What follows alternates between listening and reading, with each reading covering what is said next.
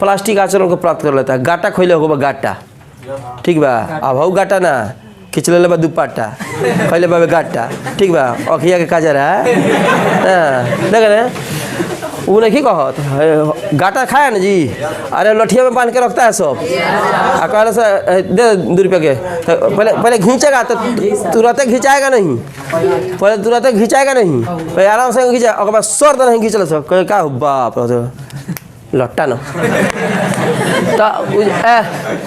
तो जो एक के बाद सटाक से ना उसकी लंबाई बढ़ गई, उसको कहा गया प्लास्टिक आचरण। कौन आचरण? ठीक है।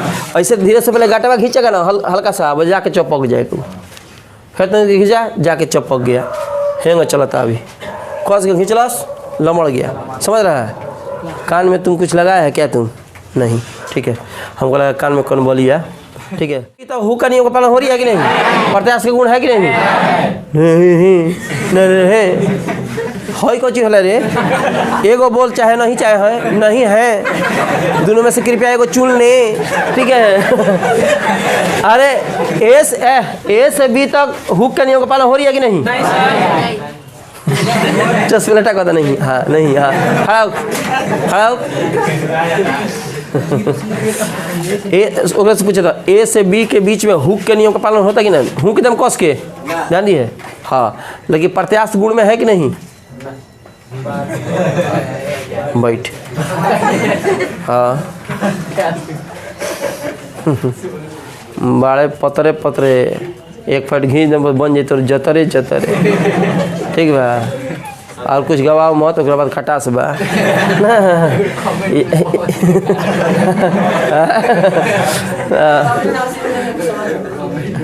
का कहतरी हम गाइते नचबे का कल तो बैंड पार्टी खुलेबे करे। सुनिए तो सुनो, अब यहाँ से यहाँ तक हुक के नियम का पालन, लेकिन इसको कहते हैं प्रत्याश सीमा, मैंने रबड़ जना गाँव में रबड़ कहे सन, रबड़ है, रबड़ को खींच रिया है। अब कहता रह दे एक ही गो रबड़ बा, ठीक बा। आ ठोंगा में मिठाई दे के हेंगो बाटे, जब हेंगो ठोंगा रखाता तो हेंगो ताके लगता मिठाई, कहता बनबे कि निकली, ठीक बा। समझ रहे ना? तो जल्दी से रबड़ लगा, एक ही गो बढ़ ले बा, कहता ना तनी देखे दे सीमा कहाँ बा, सीमा कहाँ टूट गो लागो सीमा चिल्ला दादा दादा, कौन सीमा के बात होता? खड़ा हुआ इतना गदगदाता रहो मर्दिया, प्रत्याश सीमा के बात बतिया होता नहीं, नौवा वाली के बात होता। बैठ मानी नहीं कहत नहीं प्रत्याश सीमा, कहता जी सर पिछलका दिन याद करवा देनी सर, मन गदगदा गई। एक के बार सी के बाद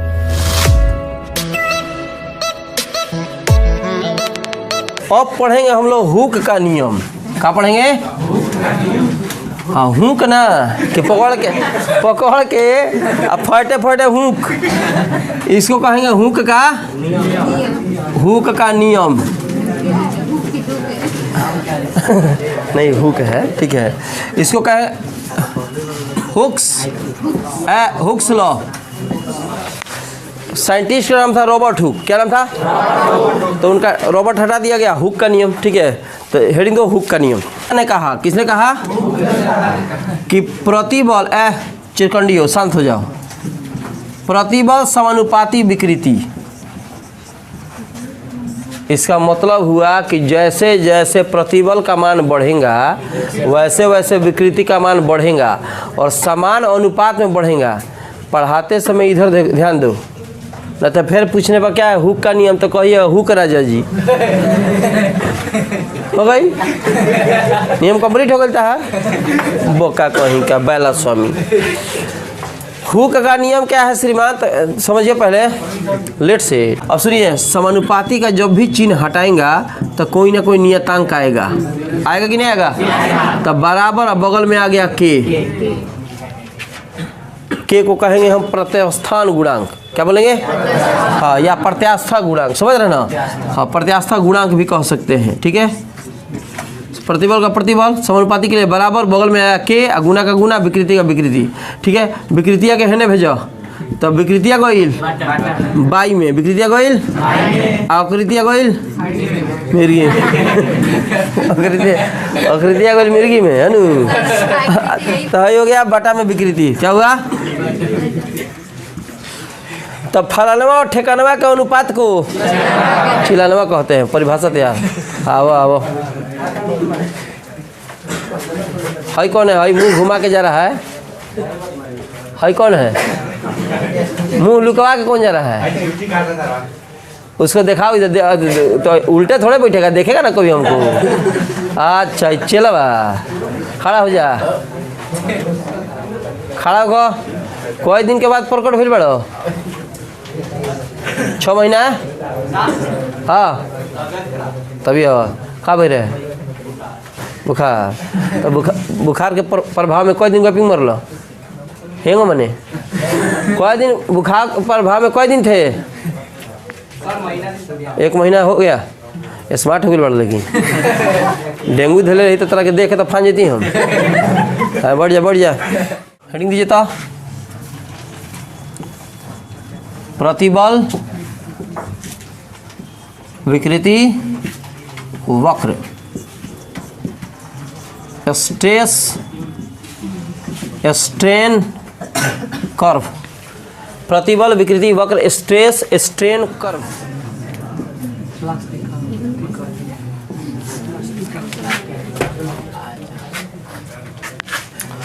चित्र बनाने का सबसे पहले 2 अक्षों पर हम विचार करते हैं। कितने अक्ष हैं?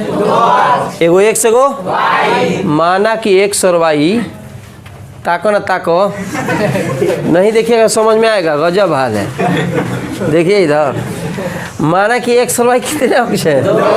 इसका मूल बिंदु क्या है? वो है x और y कोई 2 अक्ष, मूल बिंदु क्या है? हम किसी तार के प्रतिबल उस पर लगे हुए प्रतिबल और उसके विकृति में परिवर्तन, चाहे कहिए विकृति के बीच हम ग्राफ दर्शाए हुए हैं। मैंने प्रतिबल लगने पर ताको बर्मा पढ़ावत तारे वो का कहीं का 4 बार कहानी देख बबुआ देख बबुआ देख बबुआ का करो तो बुझाते नहीं खेई है ना। तो पढ़ा रहे तो देखेगा ना, इधर पढ़ा रहे 3 बार 4 बार कह दिए, उसके बाद तुम्हारा वह हाल है। एगो तो तेना हाथ नहीं खींच चल जाओ, कब को नहाली तो शैम्पू का जली लेके चला बेलिस कि माथा में लागल पैसा लगल धोई का है गधा कहीं। तब इधर देखो कितने अक्ष हैं? x और y। मूल बिंदु क्या है? हम किसी तार पर लगे हुए प्रतिबल, समझ रहे हैं, चाहे किसी वस्तु पर लगे हुए प्रतिबल और उसके विकृति के बीच हम लोग ग्राफ दर्शाए हुए हैं। इसमें प्रतिबल को y अक्ष पर और विकृति को x अक्ष पर रखकर ग्राफ खींचा गया है।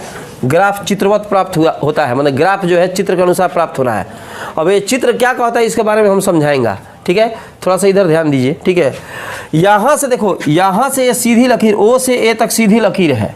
ये लकीर बता रहा है कि जैसे जैसे विकृति बढ़ रहा है वैसे वैसे प्रतिबल जैसे जैसे प्रतिबल बढ़ रहा है वैसे वैसे विकृति बढ़ रहा है।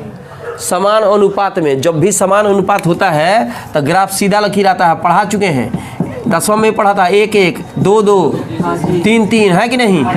x अक्ष और y अक्ष दोनों आपस में क्या है? बराबर है। जब इसका ग्राफ तुम खींचेगा तो देखो ना 1 2 3 1 2 3 1 तो 1 2 तो 2 के सामने 3 तो 3 के सामने ग्राफ सीधा लाइन आएगा ना। इसका मतलब हुआ कि जैसे जैसे x अक्ष का मान बढ़ रहा है वैसे वैसे y अक्ष का मान बढ़ रहा है यहाँ से यहाँ तक। इसका मतलब हुआ कि विकृति प्रतिबल के समानुपाती है, चाहे प्रतिबल विकृति के, अर्थात इस स्थिति में वस्तु अपने प्रत्यास्था का गुण कायम रखती है।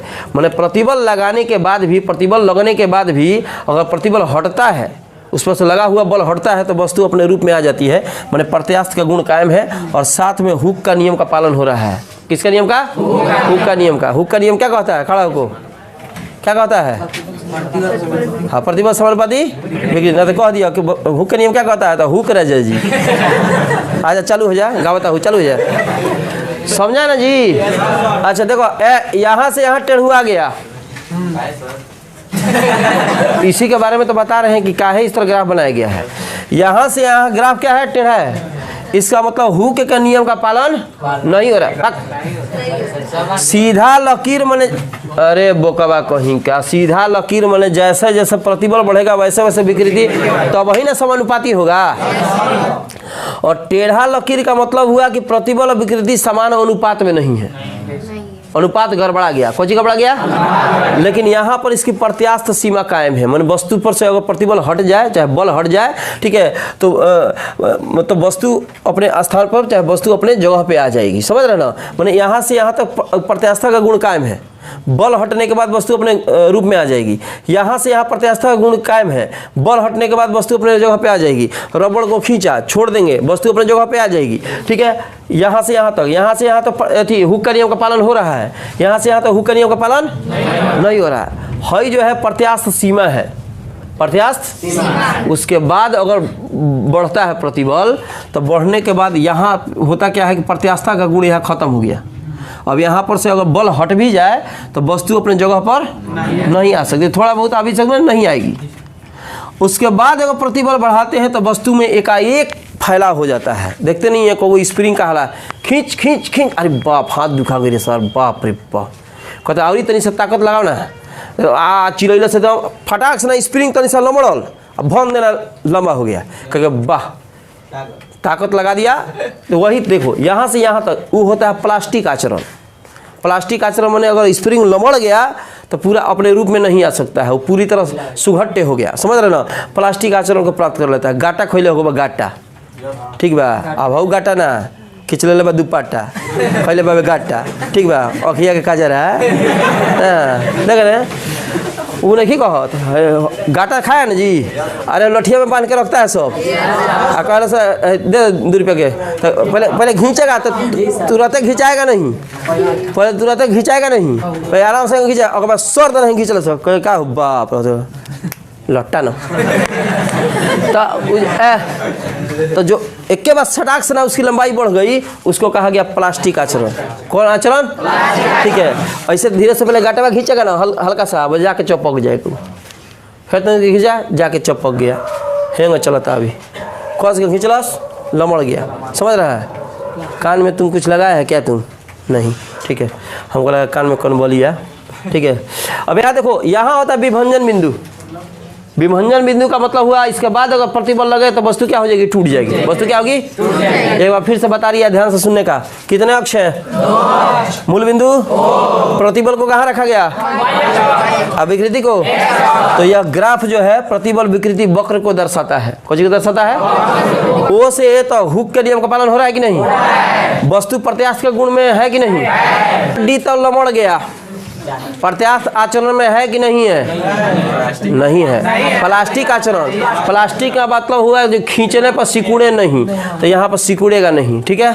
और इसके बाद विभंजन बिंदु पर बल लगाइएगा, वस्तु टूट जाएगी। कौन को समझा? बेटा पूरा समझा है? एक पन्ना लगेगा लिखवाने में, लिखवा दें। चलिए, डी तो लमड़ गया, प्रत्यास्थ आचरण में है कि नहीं है? नहीं है। प्लास्टिक आचरण, प्लास्टिक का मतलब हुआ जो खींचने पर सिकुड़े नहीं, तो यहाँ पर सिकुड़ेगा नहीं, ठीक है। और इसके बाद विभंजन बिंदु पर बल लगाइएगा, वस्तु टूट जाएगी। कौन को समझा बेटा?